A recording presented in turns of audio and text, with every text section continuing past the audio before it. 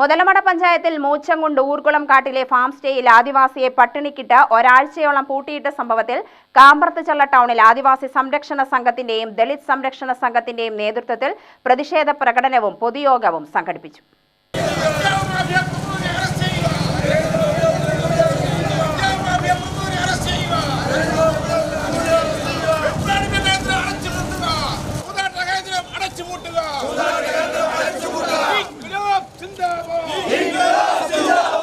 സംഭവത്തിലെ മുഖ്യപ്രതിയായ പ്രഭുവിനെ പിടികൂടാൻ സാധിക്കാത്ത പോലീസിന്റെ അനാസ്ഥയ്ക്കെതിരെയാണ് ജാഥ സംഘടിപ്പിച്ചത്.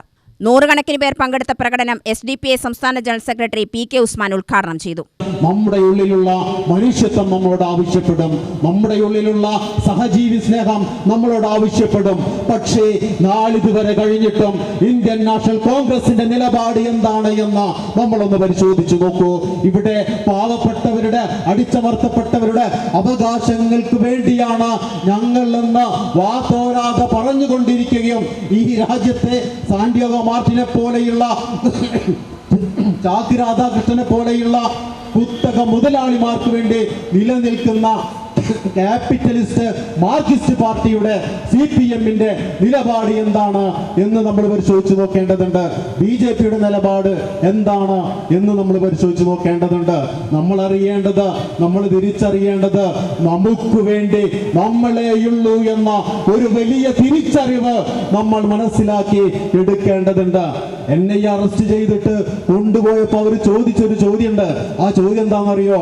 നീ എന്താണ് പ്രസംഗിക്കുമ്പോ ദളിതുകളും ആദിവാസികളും മുസ്ലിങ്ങളും ഒക്കെ രക്തബന്ധുക്കളാണ് എന്ന് പറയുന്നത്? എന്തുകൊണ്ടാണ് അങ്ങനെ പ്രസംഗിക്കുന്നത് എന്നാണ് ചോദിച്ചത്.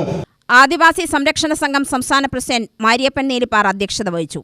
അംബേദ്കർ ദളിത് സംരക്ഷണ സംഘം അംഗം ശിവരാജൻ, ജോൺ, നിജാമുദ്ദീൻ, താജുദ്ദീൻ, കൽപ്പനാദേവി, വിളയോടി വേണുഗോപാൽ, അക്ബർ സുൽത്താൻ, അരുൺ, ഹുസൈൻ, ശരവണകുമാർ, സുലൈമാൻ, ഷെയ്ഖ് മുസ്തഫ തുടങ്ങിയവർ സംസാരിച്ചു. UTV news, Palakkad.